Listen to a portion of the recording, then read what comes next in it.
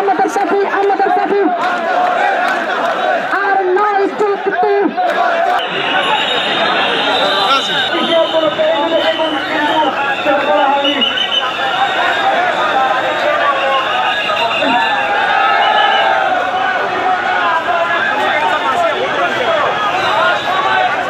আমরা সরকারকে জানান দিতে চাই এবং আমাদের বড় বড় অফিসার যারা আছে আমাদের ডিজি মহোদয়ের কাছে অনুরোধ, আপনি তো বলেছেন এরা আমার সন্তান, আমি কখনো দুই চোখে কাউকে দেখবো না। আপনি নিজে আশ্বাস দিয়েছেন 11 তারিখে যে আমরা রাজপথে যখন নেমেছি তখন আপনি এসে আশ্বাস দিয়েছেন যে বাবা তোমরা বিশৃঙ্খলা করো না, আমরা একটা শৃঙ্খলা বাহিনী, আমাদের কাছে আসো, আমরা দেখি কী করা যায়। আমরা তাদের সময় দিয়েছি এবং সময় দেওয়ার পরেও আমাদের ওখানে যে আমরা অপমানিত হতে হয়েছে। কেন হইতেছে? মৌখিক আমরা বিশ্বাস পাচ্ছি না। আমাদের যে জেলা কমান্ডার শুরু করে ব্যাটালিয়ন পর্যন্ত শুরু করে এটা আমাদের হাতে আমাদের তারা জিম্মি করেছে। আমাদের আনসার অফিস আমাদের, আমরা ঢুকতে পারি না। আমাদের যে বৈষম্য, কেন থাকে বৈষম্য?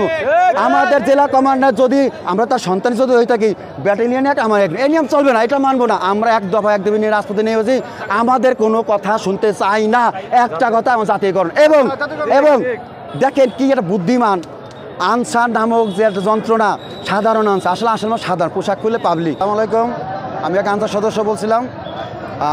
প্রথমে ধন্যবাদ জানাই যে আপনাদের মাধ্যমে মিডিয়া সবাই দেশ জাতীয়ভাবে জানবে যে আমরা কোন পজিশনে আছি এবং বিগত দিনে আমরা কোন পজিশন ছিলাম। এখন আপনারা অনেকে জানে না, সাধারণ জনগণ একজন রিক্সাচালকও জানে না যে আসলে আমাদের ভিতরে এত বৈষম্য, তারা জানে না। আর এই বিগত দিনে যে সরকার ছিল, মাননীয় শেখ হাসিনা ছিল, তাদের আমলে যখন আমরা উত্থাপন করছি তখন সে একটা কথাই বলছে, আমরা আনসারদের দাবি দেওয়া সবই জানি, আমার কাছে কোনো কিছু চাওয়া লাগবে না, আমি সব জানি। এই যে একটা কথা, এই কথাই আমাদের মেনে। এবং আমাদের যখনই মহাসমাবেশ হয়, আমাদের প্রত্যেক বছরে একটা ফেব্রুয়ারি 12ই ফেব্রুয়ারি একটা মহাসমাবেশ উদযাপিত হয় আনসার বিডিবি একাডেমিতে সবিপুর। তখনই হানাদারের মতো হানা করে আনসার ব্যাটালিয়ন নামে একটা ঘাতক, সেই ঘাতকের কারণে আজ আমরা আনসার বাহিনী যে আনসার নামে যারা সদস্য রয়েছি, এই 54,000 বর্তমানে প্লাস 55,000 এই অঙ্গীভূত আনসার রয়েছি, তারা যে কি বিপদগ্রস্ত রয়েছি। দেখে না আমার এই পোশাকটা কি লেখা আনসার, এবং আমাদের ব্যাটালিয়ানে কোথাও লেখা নাই আনসার, লেখা আছে ব্যাটালিয়ান। কিন্তু ব্যাটালিয়ানটা কোথা থেকে আসলো? এই আনসার উৎপত্তি থেকে 1948 সালে 12ই ফেব্রুয়ারিতে গঠিত হয়। 1948 সাল থেকে আজ এই বলতো 2024 সাল পর্যন্ত আমাদের মুখে তালা মারা হয়েছে। কেন মারা হয়েছে? আমাদের গণপ্রজাতন্ত্রী সরকার যখনই আসে কি করে, ওই যখন ক্ষুধা লাগে, বাবা খাবা, টিট্টু করে দিয়েছে। শেখ হাসিনা নামক যন্ত্রণাকে ঘাতক আমাদের সামান্য করে আমাদের দেয়ালে পিঠ থেকে যেতেছে, কিছুই আমাদের চাওয়া লাগবে না। আমরা সব বুঝি, সব যা দেওয়া ব্যাটালিয়ান পাপ মা সব ব্যাটালিয়ান। আমরা কি আপনার হিসেব করে এই পোশাক আমার আনসার অফিসের যে মহাপরিচালক সেও পরে, ব্যাটালিয়ন সে পরে, কিন্তু একই ছায় এক সন্তানের দুই পরিধান কেন হবে? অঙ্গীভূত আনসারের পোশাকটা কম রাখতে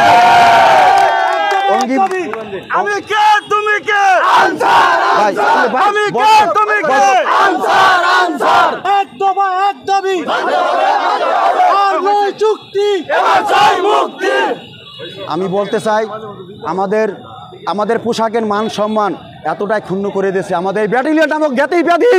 কারণ দেখেন, এটা যদি প্রমাণ আপনি চান, আমি সহজতে প্রমাণ দিতে পারবো। আমাদের রাষ্ট্রপতি যখন চেয়েছিল স্যার হামিদ স্যার সে বলেছিল অঙ্গীভূত আনসারদের কমবাট পোশাক প্রদান করা হলো। এইটা চিঠি হওয়ার পরও আমাদের কাছ থেকে কমবাট পোশাক ছিনিয়ে নেওয়া হয়েছে। সত্যতা যাচাই করে দেখ, যদি না হয় আমাদের রাজপথে যে আমরা নেমেছি, কী কারণে নেমেছি? আমাদের দেয়ালে পিঠ থেকে গেছে।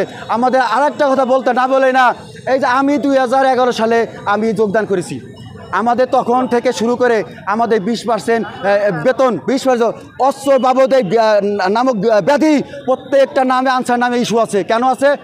আমি অমুক অস্ত্র তার নামে বৈধ, প্রত্যেকটা আনসার নামে প্রত্যেকটা আনসার নামে বৈধ অস্ত্র আছে, সে থেকে 20% কেটে দেয়। যদি আপনি আমার কথাই বলি, আমি 11 সাল থেকে যদি 20% টাকা কেটে নেয়, তাই হিসাব করে দেন 2460 টাকা যদি 20% কেটে নেয়, আর যদি 11 সাল থেকে এই 24 সালের মধ্যে একজন আনসারের তার পরিমাণ টাকা এমন কত হয়, যদি সেই পরিমাণ যদি হিসাব করে, এই 54,000 থেকে আরও কত 54,000 আছে, অনেকে মৃত্যুবরণ করে, অনেকে রাজপথে মারা যাবে।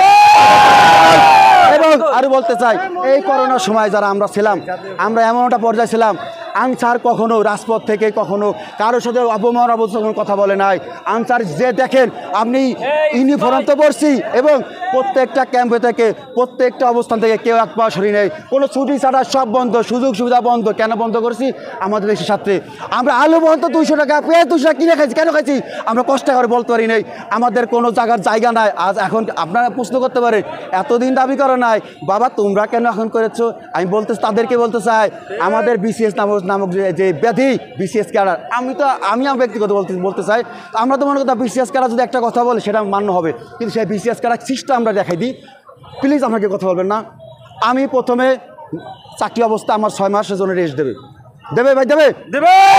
তারপরে আমি 6 মাস পর আমি প্যানেল লিস্টে যাবো, যার আমার সিরিয়াল লাভে হচ্ছে 5,000 থেকে 10,000 সিরিয়াল। সেই কোন সিরিয়াল? এইটা আছে সারা বাংলাদেশের সিরিয়াল, আর বিভাগের সিরিয়াল আসতে হয়তো পারে 2000 বা 25 এমন হয়তো পারে, মানি আমরা। শুরু করে উপপরিচালক, পরিচালক সবাই কেন ব্যাটালিয়নের পোশাক করে? তারা তো বাহিনীতে যোগদান করে বিসিএস ক্যাডার হিসাবে, আনসার বিসিএস ক্যাডার হিসাবে, তারা কেন ব্যাটালিয়নের পোশাক করে? এই বৈষম্য সৃষ্টি হতে হতে আমাদের ভিতরে যে নির্যাতিত নিরূপিত, সে আমরা আর সহ্য করতে পারতেছি না। 1971 সালের পর থেকে বাংলাদেশ 54 বছর যে শাসন ব্যবস্থা ছিল, কোন সরকার কোন দাবি তুললে সরকার মনে করে এটা সরকারের ব্যর্থতা। তখন সরকার যে মন্ত্রণালয়ের মাধ্যমে দাবি তোলে, সেই মন্ত্রণালয়কে বলে দেয়, তুমি এদেরকে দমন পীড়ন করো, না হলে তোমার পথ থাকবে না। তখন সেই মন্ত্রণালয় থেকে যায় প্রধানের কাছে। থেকে 9টা বাজে গাড়ি ছাড়ছি, এখান থেকে কিন্তু বসা, আমার ওখান থেকে ফোন দিতে আছে, ভাই গাড়ি আসে না কেন। আমি বলতে পারতেছি না, আমার যে ওই আনসারের যে আন্দোলন গাড়ি আটকে বেড়ে গেছি গা, মানে আমি কীভাবে যাব পাকিস্তান মাঠে? 9টার থেকে বসে আমি এখানে। টাকায় আছে আমার খাদ্য, চাউল আর আটা, গরিব মানুষ দেওয়ার জন্য থেকে আসছি আর কি। আমরা জজ করে যাইতাম আর কি, এখানে 2.5 ঘন্টা ধরে বসে আছি আর কি, বাকি 2.5 ঘন্টা ধরে এক জায়গাতেই বসে আছি আর কি। কোনো দিকে যাওয়ার নাই, কোনো কিছু করতে পারতেছে না, অনেক কষ্ট হইতেছে রাস্তায় বসে থেকে। এখানে এই যে আনসারদের আন্দোলন, অন্য আরেকটা আন্দোলন আছে দেখলাম, মাদ্রাসা শিক্ষার্থীদের আন্দোলন, শিক্ষকরা আন্দোলন করতেছে, 3-4টা আন্দোলন একসাথে হয়ে পুরো সব দিক দিয়ে রাস্তাঘাট বন্ধ। এই জন্য আমাদের আর কি ভোগান্তিটা বেশি হয়ে গেছে আর কি। কখন ছাড়বে এটাও কোনো গ্যারেন্টি নেই আর কি, যে কখন বাসায় ফিরতে পারবে, মানে রাস্তায় তারা বসে আছে এই আর কি।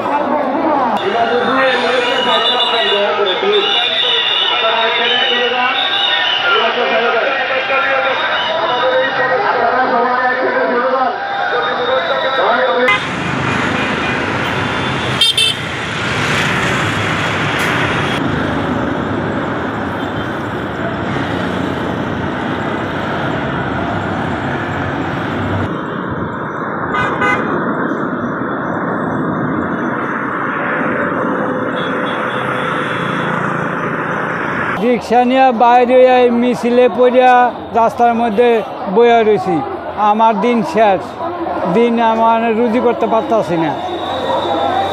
ওনারা তো দাবি দেওয়া নিয়ে আসছে, দীর্ঘদিনের দাবি, তাই না? হ্যাঁ, এই জন্য তো আপনাদেরকে একটু কষ্ট সহ্য করতে হবে। তাহলে কি করার আছে বলুন তো? কী করবো, আমি বইয়া রয়েছি রাস্তার মধ্যে।